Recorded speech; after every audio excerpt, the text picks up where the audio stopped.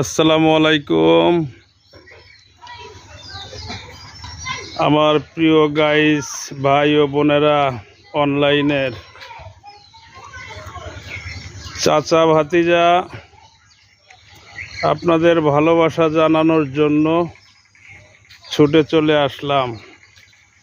বিগত কয়দিনই আসতে পারি নাই। আজ 17 ফেব্রুয়ারি 2026। 15 ফেব্রুয়ারি আমার মেজো চাচা না ফেরার দেশে পাড়ি জমালেন। আমরা খুবই আহত, শোকাহত, যেটা হয়তো আপনাদের বলে শেষ করা যাবে না। এই আমার সাইপানের লগে কি মস্করা করছে, আইসে লাঠি দিয়ে গুঁতো দিছে, সবাই ওরে বাবা করে ডাকে। যাওয়ার সময় আমার এই বাইশ থেকে আদর করে গেছে, দোয়া করে গেছে।